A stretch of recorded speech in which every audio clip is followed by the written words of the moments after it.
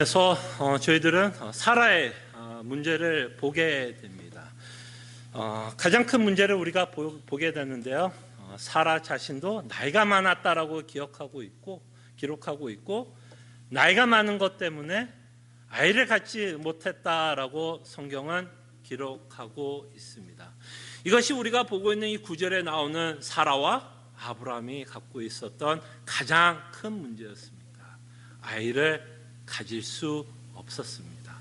여러분들도 잘 알다시피 이 당시에 재산이라면 자녀가 가장 큰 재산입니다. 왜냐하면 이 당시에만큼 노동력이 재산이었을 때였기 때문에 자녀를 많이 갖고 있다면 노동력을 많이 갖고 있는 것이고, 그렇기 때문에 그들에게는 큰 재산이 됩니다. 그러기에 이들에게 자녀가 없었다라는 것, 이들의 삶에 정말 가장 큰 문제였다라는 것을 보게 됩니다. 그럴 때 이들이 갖고 있는 가장 큰 문제는 자녀가 없었다라는 것도 큰 문제이지만 사라가 스스로 아이를 가질 수 없었다라는 것이 성경이 우리에게 말씀하고 싶은 사라의 가장 큰 문제였습니다. 스스로 아이를 가질 수 없었다라는 거예요. 그래서 성경은 우리에게 말씀하고 싶은 건 이겁니다. 사라가 얼마나 지금 절망적인 상태에 있는지, 아무런 희망과 소망이 없는 상태인지를 성경은 말씀하고 싶은 겁니다. 그럴 때 사라의 문제 또는 아브라함의 문제를 해결할 수 있는 사람은 아무도 없다라는 것을 성경은 우리에게 말씀하고 싶은 겁니다. 우리는 이 문제점, 이 시발점, 이 출발점을 명확하게 알아야 돼요. 사라는 스스로 자신의 능력으로 아이를 가질 수 없었다라는 겁니다. 그렇기 때문에 하나님의 등장과 하나님의 약속이 얼마나 중요한지를 우리는 보게 됩니다. 이들이 아이를 가질 수 있는 유일한 희망과 소망이 있다면 이들은 하나님의 약속밖에는 이들에게는 아무 소망과 위로와 소망이 없다라는 것을 저희들이 보게 됩니다. 하나님이 등장하지 않으면 아브라함과 사라는 영원히 아이를 가질 수 없다라는 것이에요. 그럴 때 우리는 자칫하면 약속에 초점을 갖고 우리가 생각할 수 있습니다. 하나님이 어떠한 약속을 했느냐? 자녀를 주겠다라는 약속, 그 자체에 우리가 관심을 갖고 생각할 수 있습니다. 자, 근데 우리가 조금만 더 생각해 보고 싶은 건 사실은 이 약속보다 이 약속을 하고 있는 하나님에게 더 초점을 맞춰야 합니다. 하나님이 얼마든지 아브라함과 사라에게 약속할 수 있습니다. 그러나 생각해 보십시오. 하나님이 그 약속을 지킬 수 있는 능력이 없다면 그 약속은 아브라함과 사라에게 아무 의미가 없습니다. 능력이 없다면 아무 의미가 없어요. 그리고 또한 하나님이 능력뿐만 아니라 그는 신실하시고 거짓이 없으신 속성이 너무 중요합니다. 그가 능력이 있어도, 자녀를 줄 수 있는 능력이 있어도, 만약에 하나님이 거짓말쟁이라면 그의 약속은, 그가 한 약속은 언제든지 파기가 될 수 있다면 그 약속도 의미가 없게 됩니다. 그래서 우리는 하나님이 자녀를 준다, 이 자녀라고 하는 이 약속에 초점을 맞추는 것보다는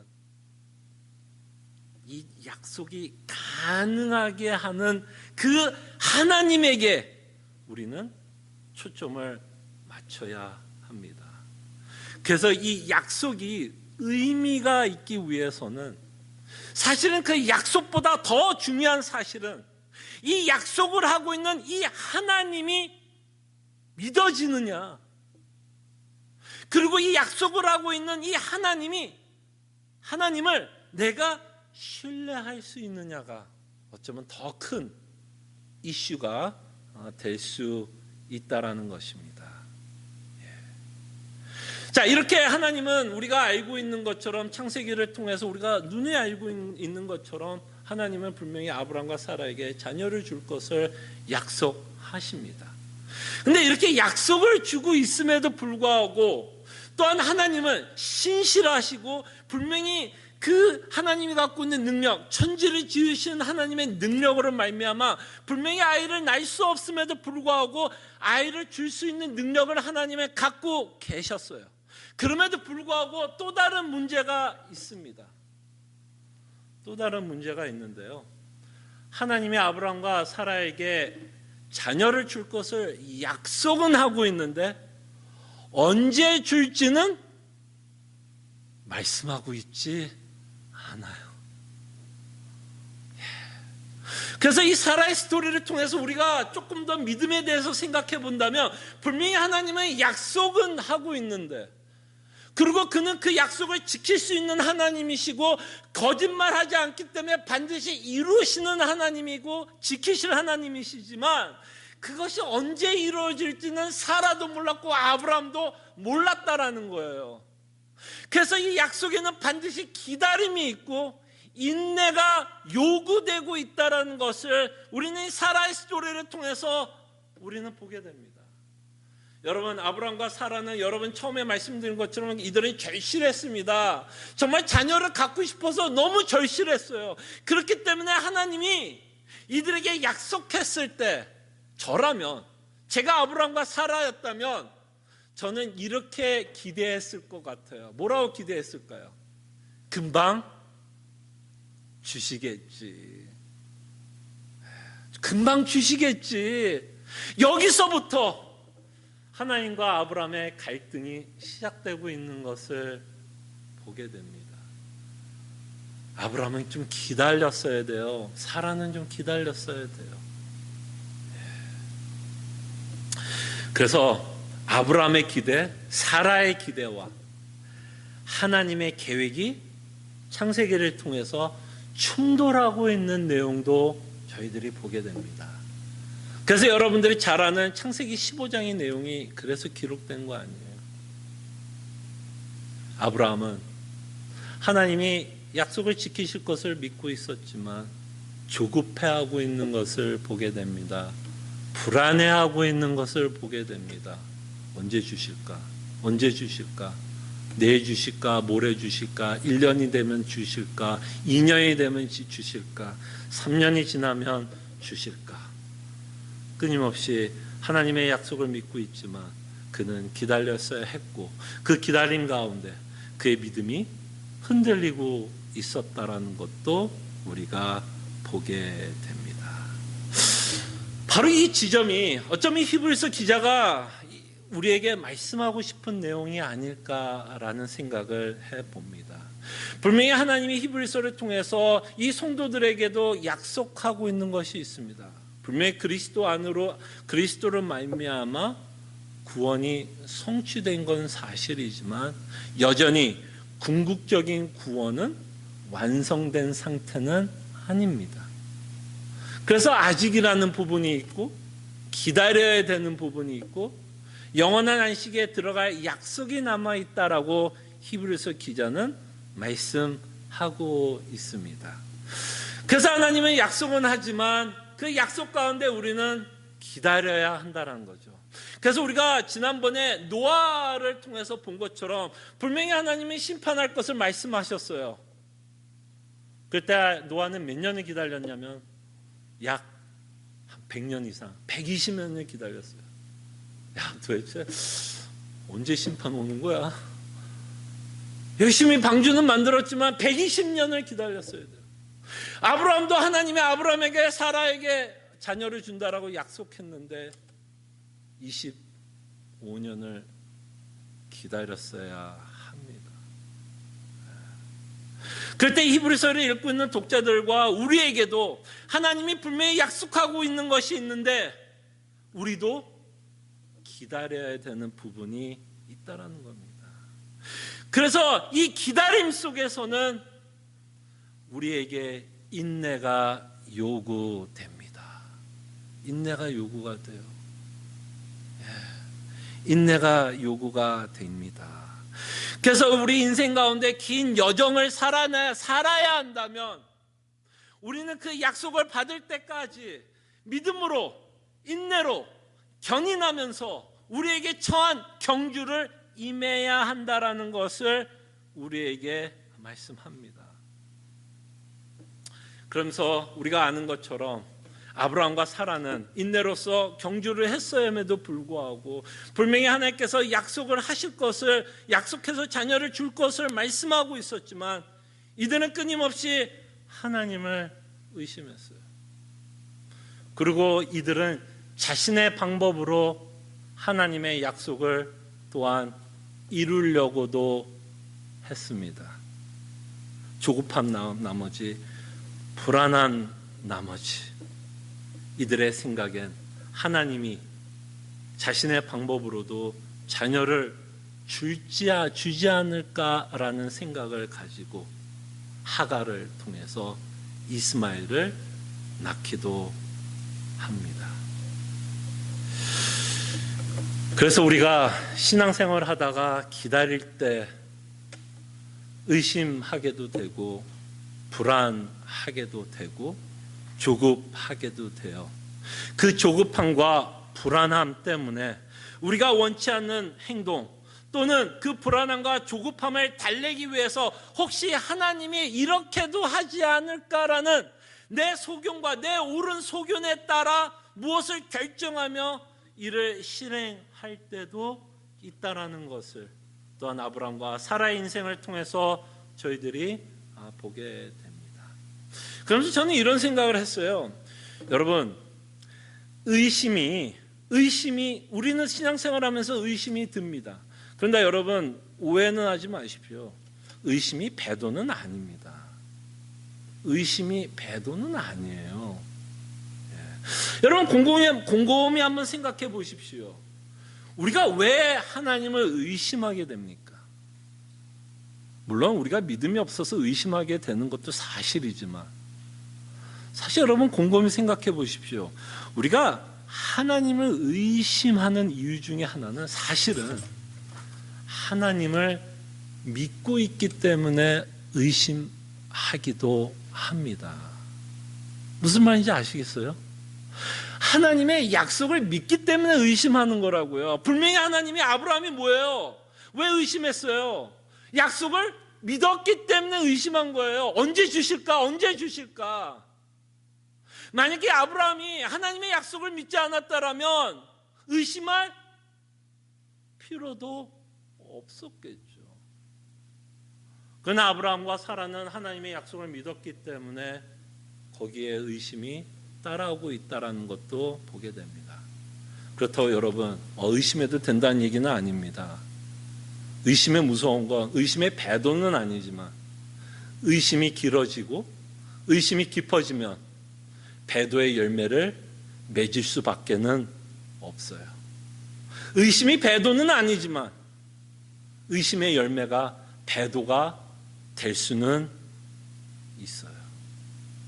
자, 그럴 때 우리는 어떻게 우리가 드는 의심을 해결할 수 있을까요, 여러분? 우리 인생 가운데서도 많은 먹구름이 우리 앞에 있게 됩니다. 개인적인 문제로도 의심의 먹구름이 들 수도 있고 지금 시기 때문에 상황 가운데서도 의심의 먹구름이 들 수도 있고 지금은 견딜만 하지만 앞으로 또 어떻게 될지는 누가 알아요. 정말 지난주에 우리가 아브라함의 인생을 살펴본 것처럼 아브라함도 갈 바를 모른다고 말씀을 했습니다. 우리 인생이 내년에 올해 겨울만 해도 내년 봄만 해도 어떤 인생이 어떻게 펼쳐질지는 누가 알아요. 누가 우리 인생을 책임진다는 겁니까? 그럴 때 의심의 먹구름을 벗어나기 위해서 저는 이 사라의 이야기에 우리에게 주는 힌트가 있다고 합니다.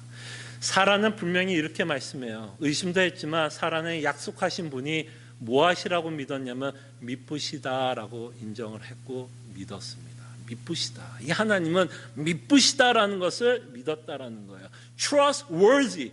이 하나님은 여전히 믿을 수 있는 하나님이다라는 것을 그는 알았어요.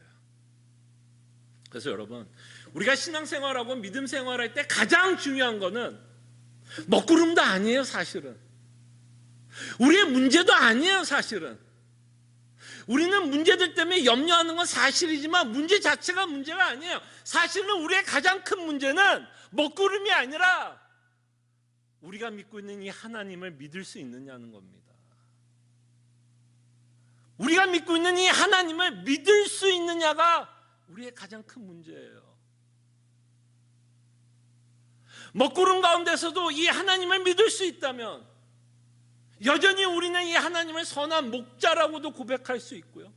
여전히 감옥 안에서도 하나님을 찬양할 수도 있고요. 여전히 죽음 앞에서도 담대하게 자신의 죽음을 맞이하는 성도들을 우리는 성경을 통해서 보게 됩니다. 여러분, 오해하지 마십시오. 먹구름이 문제가 아닙니다. 먹구름이 문제가 아니라 정말 이 하나님을 내가 신뢰할 수 있느냐, 내가 믿을 수 있느냐 하는 것이 우리의 가장 큰 문제입니다. 근데 여러분, 우리가 신뢰를 하기 위해서는요, 이 하나님을 신뢰하기 위해서는요, 맹목적인 믿음으로는 신뢰가 생기지 않습니다. 이 하나님을 알지 못하고서는 신뢰가 생기질 않아요. 여러분, 누구를 믿을 때, 인간관계도 그렇지 않아요? 여러분, 누군가를 신뢰하고 믿으려면 그 사람에 대해서 알아야 믿지 않겠어요? 그 사람에 대해서 모르고 어떻게 신뢰할 수 있어요? 그 사람은 모르는데 내 돈을 어떻게 맡겨요? 그 사람은 모르는데 내 건강을 어떻게 담보로 맡겨요? 우리는 이 믿으신 하나님을 믿기 위해서 물론 하나님을 다 알 수는 없습니다. 이 영원하신 하나님을 우리가 어떻게 다 알 수 있어요? 우리가 하나님을 영원히 다 안다면 내가 하나님이죠. 내가 하나님을 안다면, 다 안다면 내가 하나님이죠. 우리는 당연히 하나님을 다 알 수는 없습니다. 그러나 우리가 그 하나님을 의심하지 않을 만큼의 지식은 필요합니다. 이 먹구름이요, 그냥 믿습니다 해서 견딜 수 있는 것이 아닙니다. 여러분, 인생 가운데서 닥치는 고난이 그저 내가 믿습니다 주여 도와주시옵소서 해서 견딜 수 있는 문제라면 신앙생활이 너무 쉽죠.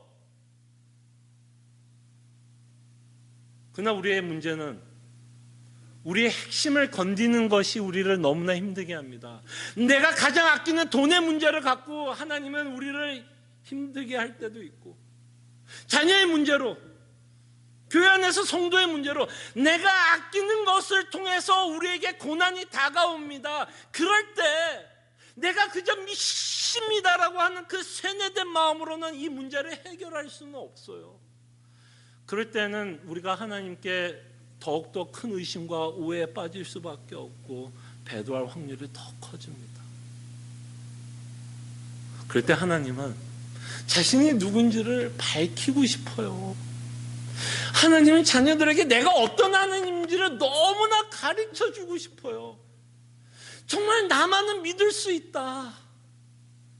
이것이 바로 성경에 기록하고 있는 하나님이십니다. 그는 너무나 밝혀주고 싶어요. 정말 너희들이 정말 신뢰할 수 있는 거룩한 전능하신 하나님인 것을 성경을 통해서 우리에게 말씀하십니다.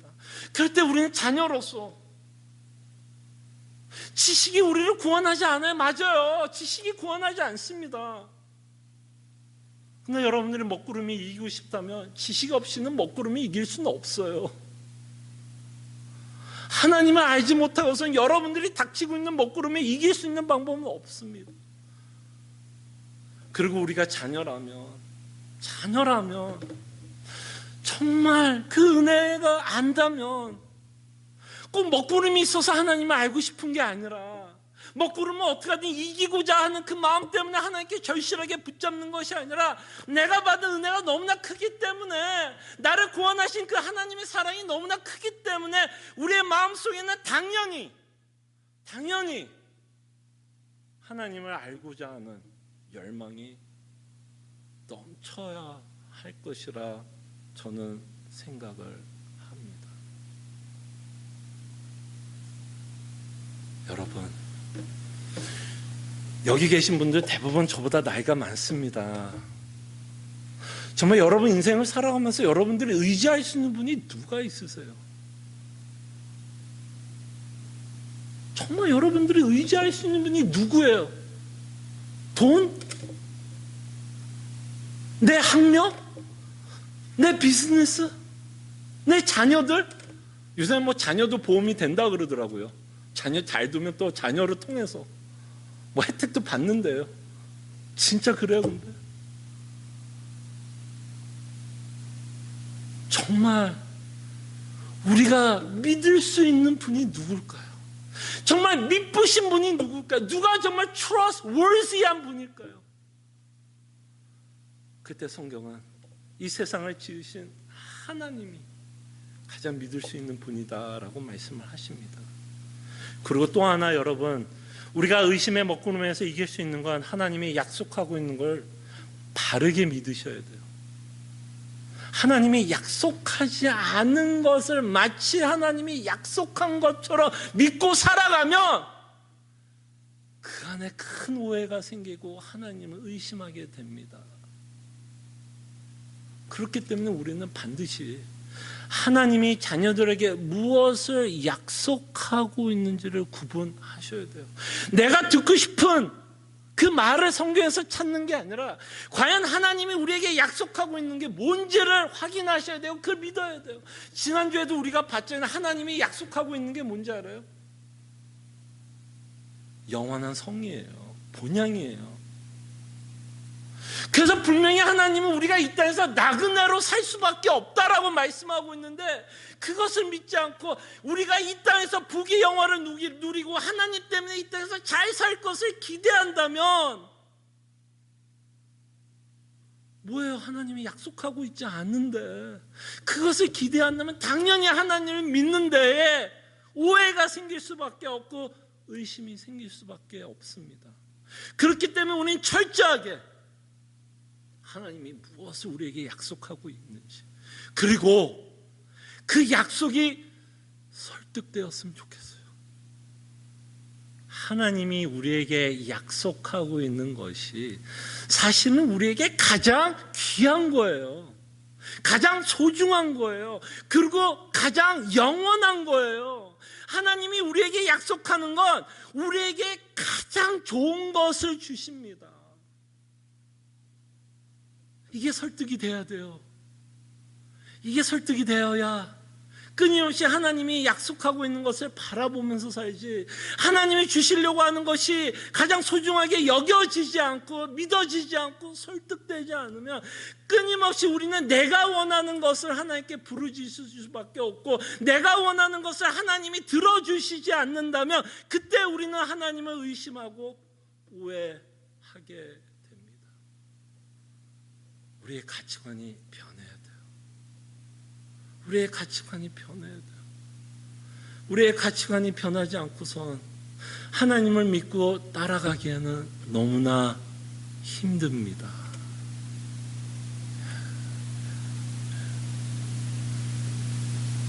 그러면서 사라의 사건을 통해서 히브리서 기자는 짧게 결론을 이렇게 지어요. 12절에 보니까 이러므로 죽은 자와 같은 한 사람으로 말미암아 하늘의 허다한 별과 또 해변의 무수한 모래와 같이 많은 후손이 생육하였느니라. 그때 하나님이 사라와 아브라함에게 약속했던 약속은 이루어졌습니다. 그죠? 이루어졌어요. 이삭을 허락했고 그 이삭을 통해서 이스라엘이라는 민족이 태어났고 나라가 형성되었습니다. 1차적으로 그들의 인생 가운데 사실은 하나님이 그들에게 약속한 것 허락하셨어요. 그런데 하나님이 그들에게 약속한 자녀를 주신 것을 통해서 사실은 하나님은 영적인 메시지를 우리에게 보여주십니다. 하나님이 원래 이 아브라함을 통해서 주시려고 했던 자녀는 육체적인 이삭이 아니었고요. 육체적인 이스라엘이 아니었고요. 육체적으로 보이는 이스라엘 나라가 아니었고요. 이 사라의 사건을 통해서 다시 한번 예수 그리스도를 예표하고 있고, 그 이 사라의 사건을 통해서 예수 그리스도를 말미암아 탄생될 여러분과 우리의 스토리가 이 사라의 사건에 녹아져 있습니다. 이러므로 죽은 자와 같은 한 사람으로 말미암아, 이건 사라를 뜻하고 있는 건 맞아요. 근데 죽은 자와 같은 한 사람으로 말미암아 누가 연상되지 않으세요? 누가 연상돼요? 죽으셨다면 예수님이 연상되지 않아요? 예수님이 연상이 됩니다. 이 사라의 아기를 갖지 못하는, 이 단산할 수밖에 없는 이 태의 죽음을 통해서 히브리서 기자는 우리에게 말합니다. 죽은 자와 같은 한 사람으로 말미암아 하늘의 허다한 별과 또한 해변의 무수한 모래와 같이 많은 후손이 생육하였느니라. 그래서 이 사건을 통해서 사도 바울은 갈라디아서 3장 29절을 통해서 이 사라와 아브라함의 아이를 낳는 이 사건을 통해서 영적인 복음 전합니다. 갈라디아서 3장 29절 뭐라 그러냐면, 너희가 그리스도의 것이면 누구라고요? 곧 아브라함의 자손이요, 약속대로 유업을 이을 자니라. 그러니까 여러분, 이 사라의 사건을 통해서 사실은 누구를 준비하고 있었는지 아세요? 예수님을 준비하고 있는 스토리고요, 여러분과 저를 준비하고 있는 스토리입니다. 이 아브라함과 사라의 스토리는 다만 이들이 아이가 없어서 하나님께서 아이를 주는 육적인 문제를 다루고 있는 것이 아니라, 하나님이 창세 전부터 갖고 있었던 그 구원의 계획을 이 아브라함과 사라의 스토리를 통해서 녹아내고 있다는 것을 보게 되고, 하나님이 사라와 아브라함을 통해서 약속한 그 약속이 그리스도를 통해서 또한 그리스도로 말미암아 성취되고 있고, 여러분들과 저도 거듭남을 통해서 이 하나님이 아브라함과 사라에게 약속한 그 약속의 성취로서 이미 우리가 은혜를 받고 있다라는 것을 저희들은 보게 됩니다. 정말 하나님의 계획을 보시길 바라요. 하나님이 어떠한 계획을 갖고 있었는지 이미 아브라함의 스토리, 사라의 스토리를 통해서 보게 됩니다. 그러나 또 하나 우리가 알 수 있는 이 영적인 스토리는, 이 사라의 몸을 죽었다라고 표현하는데, 이 사라의 몸이 죽었다라는 건 육체적으로 아이를 못 낳는 그 죽음을 뜻하는 것이 아니라 사실은 인간의 부패함, 그죠? 인간이 스스로 생명을 가질 수 없는 그 부패함, 그 죽은 영적인 상태를 우리에게 보여주고 있습니다. 정말 우리가 구원을 받고 거듭나요.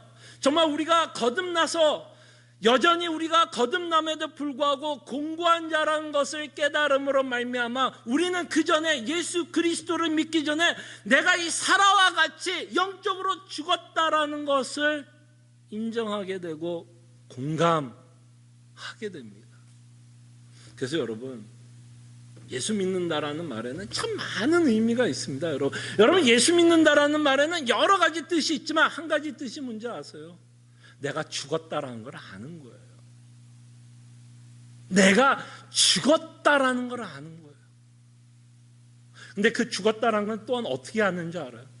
여러분들이 신앙생활하면서 회개하는 것을 통해서 내가 얼마나 공고한 자인 것을 깨달을 때, 정말 내가 예수 믿지 않을 때는 어땠을까를 상상해 본다면, 지금 예수를 믿으면서도 끊임없이 내 안에 있는 죄성을 바라보게 된다면 예수 믿기 전에는 어땠을 것 같아요, 여러분?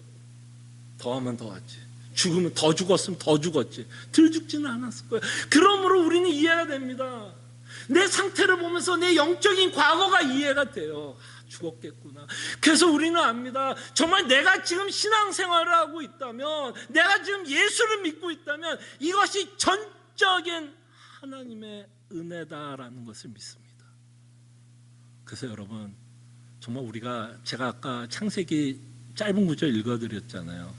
하나님이 세상을 만드시고 인간을 만든 것에 대해서 한탄했답니다. 이건 여러분 후회가 아니에요. 하나님이 만드시고 후회했다 이런 얘기가 아니라 정말 인간이 정말 하나님의 형상으로 이 세상에서 가장 아름답게 지었고 그 하나님의 형상은 하나님이 누구인지 그 속성을 반영할 수 있는 너무나 아름답게 지어진 피조물이 너무나 부패했음을, 하나님이 얼마나 가슴이 아픈 것을 표현하는 것이지, 자기가 잘못 지었고 후회한다라고 표현하는 건 아닙니다.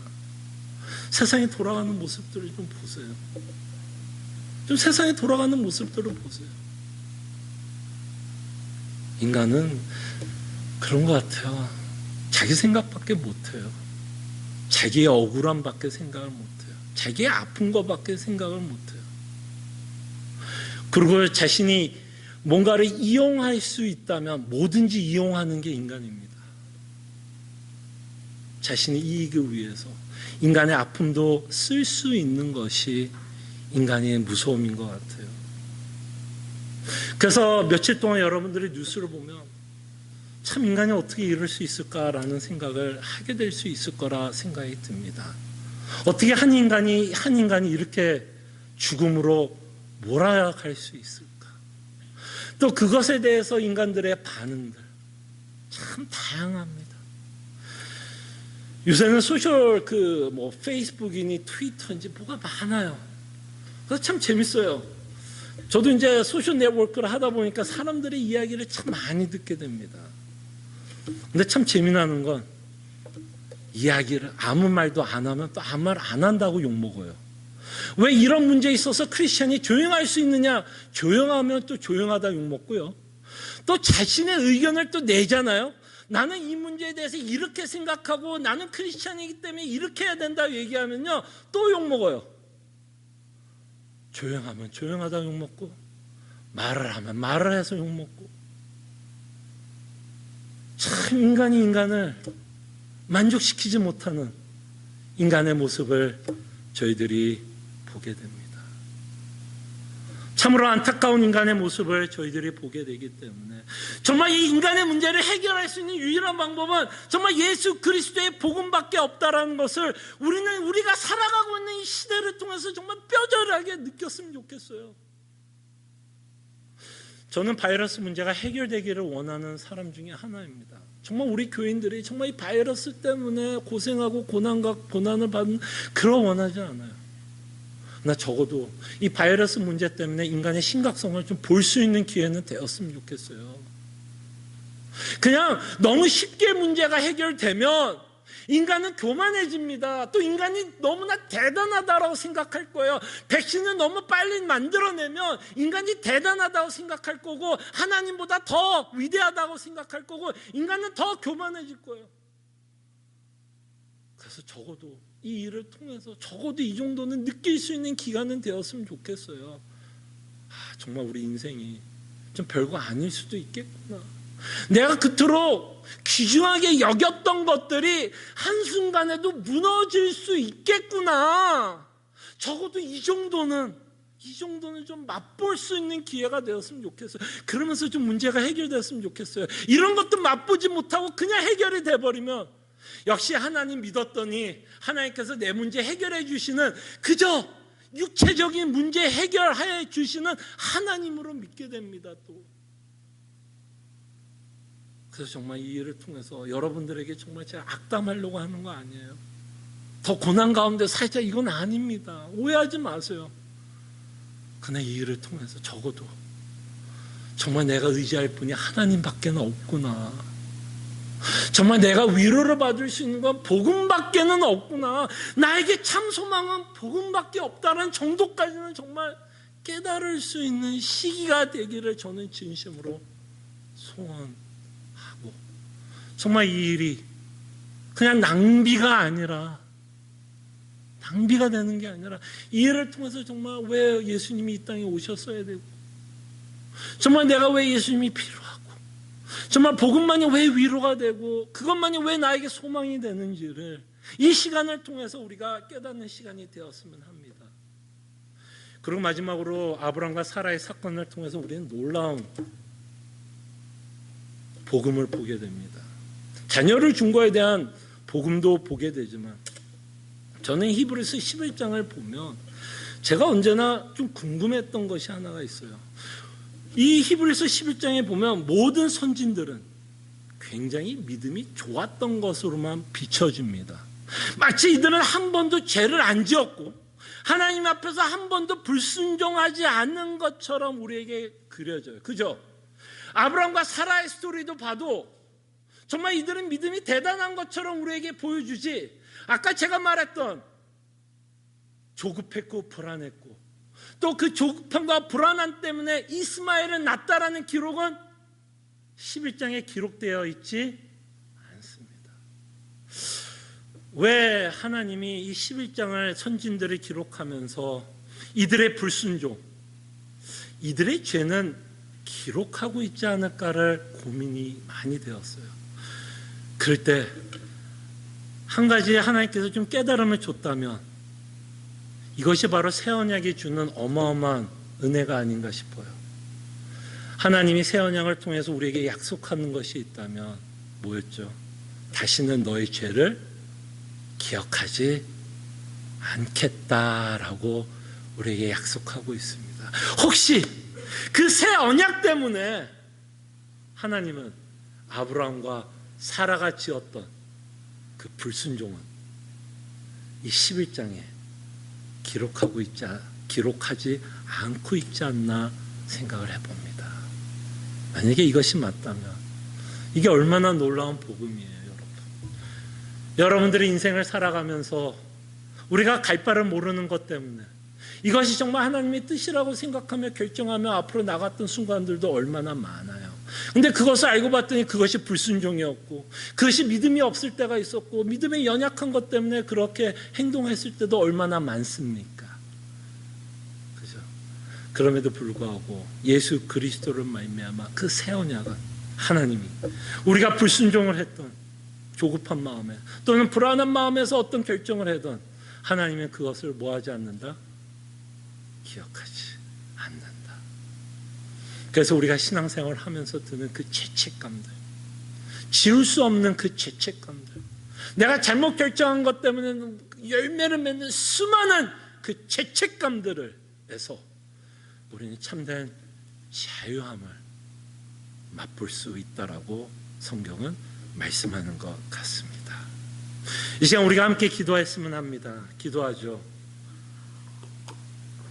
우리 인생 가운데는 먹구름이 있습니다. 분명히 하나님이 약속하고 있지만 먹구름이 있어요. 그때 우리는 이 먹구름을 이겨나갈 수 있는 유일한 방법은 이 미쁘신 하나님이 믿어질 수 있었으면 좋겠어요. 근데 이 미쁘신 하나님이 믿어지기 위해서는 이 하나님이 누구인지 어느 정도의 지식은 요구됩니다. 그래서 정말 이 하나님이 미쁘시다라는 것을 믿을 수 있고 신뢰할 수 있는 만큼의 지식을 정말 우리가 가질 수 있도록 우리가 함께 기도했으면 좋겠고, 그러나 우리가 이 먹구름을 타게 하기 위해서 하나님 믿는 것이 아니라면 우리가 하나님의 은혜를 받고 그 구원의 길로 갖고 있다면 정말 하나님을 알고자 하는 그 열망이 일어날 수 있도록 저희들이 기도했으면 좋겠고요. 우리가 약속 가운데 기다릴 수 있도록 기도했으면 좋겠고요. 그 다음에 마지막으로 여러분들과 함께 생각했던 그 새 언약이 주는 즐거움, 그 새 언약이 주는 자유함, 그 자유함을 우리가 정말 이 땅에 누리면서 살아갈 수 있도록 저희들이 함께 기도했으면 합니다. 기도하죠.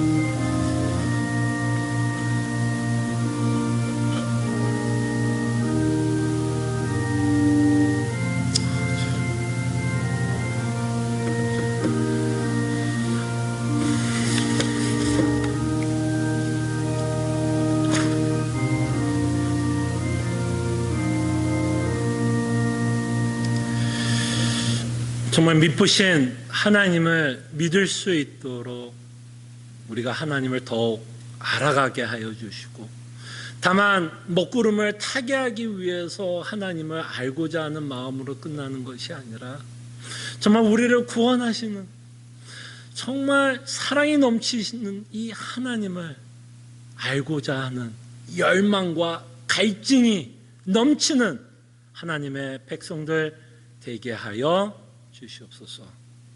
지금 정말 우리가 히브리서를 통해서 인내로서 경주를 해야 되는 것을 저희들에게 말씀하고 있다는 것을 기억하게 하여 주시고, 견인하며 인내하며 주께서 우리에게 약속하고 있는 그 약속을 바라보며 경주할 수 있게 주께서 보호해 주시고, 또한 새 언약이 갖고 있는 자유함을 허락해 주시옵소서. 갈 바를 알지 못하고 때로는 이것이 믿음으로 결정했다라고 생각했던 부분 가운데서도 그것이 내 욕심이었고 내 뜻이었고 내 계획이었던 순간들도 참 많은데, 그럴 때 하나님께서 우리의 불순종과 우리의 죄를 기억하지 않겠다라고 하는 이 새 언약으로 말미암아 우리에게 참된 자유함과 평안함을 허락해 주시옵소서. 감사하고 살아계신 예수 그리스도 이름으로 기도합나이다. 아멘. 다 함께 일어나셔서 찬송가 288장 찬송합니다.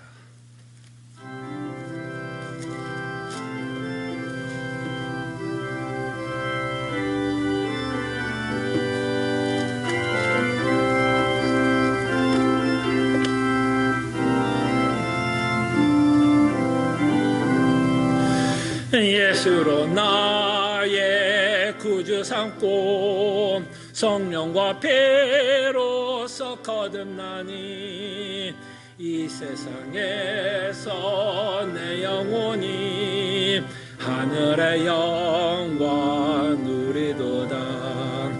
이것이 나의 간증이요 이것이 나의 찬송일세.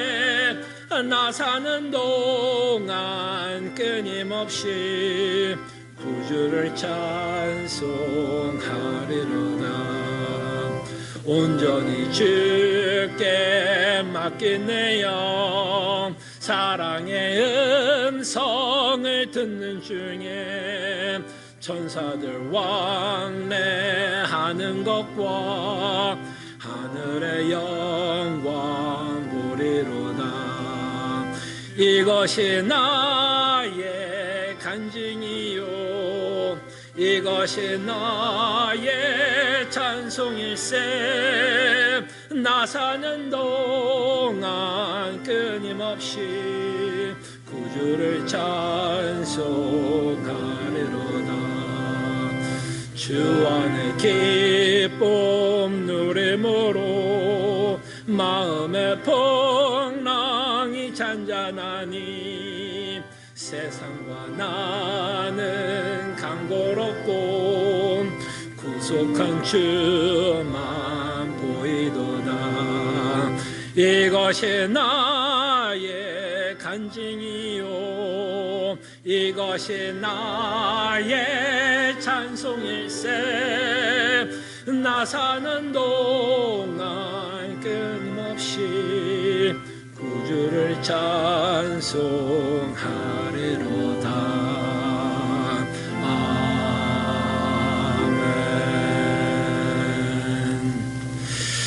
하나님의 백성들이여, 하나님만이 줄 수 있는 축복의 말씀과 위로의 말씀을 믿으시기를 바랍니다. 능히 너희를 보호하사 거침없게 하시고 너희로 그 영광 앞에 흠이 없이 기쁨으로 서게 하시리. 곧 우리 구주 홀로 하나이신 하나님께 우리 주 예수 그리스도로 말미암아 영광과 위엄과 권력과 권세가 영원전부터 이제와 영원토록 함께 있을지어다. 아멘.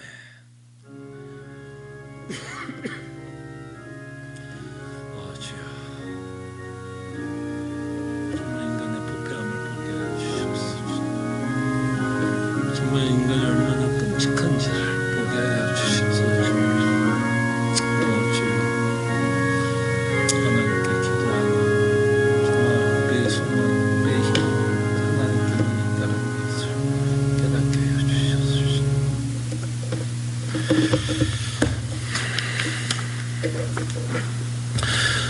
또 영상으로 예배하는 모든 하나님의 백성 자녀들 주의 이름으로 환영하고요. 저희들이 언제나 기억하기를 원하는 건 육체적으로 우리가 함께 모여서 예배하지는 못하고 있지만 우리가 그리스도와 연합하고 있다면 우리는 성도의 교제를 하고 있다는 것을 기억해 주시길 바라고, 다만 소원하고 기도하기는 우리가 함께 정말 육체적으로 모여 함께 예배하는 날을 소원하고 그날이 빨리 오기를 속히 기다립니다. 교육부 예배 끊임없이 여러분 자녀들 계속해서 예배에 참석할 수 있도록 기도해 주셨으면 하고요. 지난주에 우리가 이제 성도의 교제라는 주제를 가지고 여러분들과 생각해 봤는데요. 조금 순서가 약간 뒤죽박죽이 좀 되고 있는 것도 사실이지만 지난주에 26장이었는데요. 이번 주는 25장. 사실 교회를 먼저 저희들이 좀 살펴보고 성도의 교제를 좀 살펴봤으면 조금 더 논리적으로 조금 더 우리가 이해할 수 조금 더 쉬울 수도 있었을 뻔했는데요. 저희들이 성도의 교제를 먼저 살펴봤습니다. 아마 성도의 교제를 여러분들이 이해를 하고 믿어진다면 우리가 앞으로 또 살펴볼 교회의 내용도 그렇게 어렵지만은 않을 것이라 생각을 합니다. 이럴 때 뭐든지 좀 혼란스럽고 뭐든지 어지러울 때 그냥 원론으로 돌아가는 게 제일 좋은 것 같아요. 진리로 돌아가고 어떻게보다는 what, 성경에서 what, 무엇이, 거기에 더 많은 좀 초점을 맞췄으면 좋겠고 그 무엇에 의해서 좀 실천 상황과 적용이 나와야 하지 않을까 생각을 합니다. 여러분 계속해서 좀 기도 부탁드립니다. 이럴 때 정말 우리가 해야 될 일은 좀 기도가 아닐까 싶어요. 뉴스를 보면서 마음이 너무 무겁더라고요. 바이러스 때문에도 참 마음이 무겁지만 또 미국 안에서 돌아가는 수많은 문제들, 또 이 시애틀은 또 어저께 여러분 뉴스를 보면 아셨겠지만 또 많은 라이엇도 터졌고 폭동도 일어나고 불도 나고 또 가게도 많이 이렇게 부서지고 이런 모습들을 보게 됩니다. 참 이럴 때 정말 믿는 자로서 어떻게 세상을 좀 바라봐야 될지 지혜가 참 많이 필요한 때인 것 같고, 이 문제가 하루아침 생긴 문제는 아닌 것 같아요. 뿌리 깊은 상처에 의한 어떤 열매들이 맺혀지고 있지 않나 생각을 해보지만 그 상처의 끝은 결국 인간이 갖고 있는 죄성으로 인한 문제가 아닐까 생각을 해봅니다. 정말 이 일을 위해서 우리가 기도했으면 좋겠고 또 위정자들 정말 위하여 기도했으면 좋겠고, 저희도 이런 사건들을 바라볼 때 그들만 바라보면서 이러쿵저러쿵 이야기하는 것이 아니라 혹시 내 안에도 나도 어떤 생각을 갖고 있는지, 내 안에도 어떤 인간이 갖고 있는 부패함이 있지는 않은지를 끊임없이 좀 살펴보는 시간이 되기를 소원합니다. 감사합니다.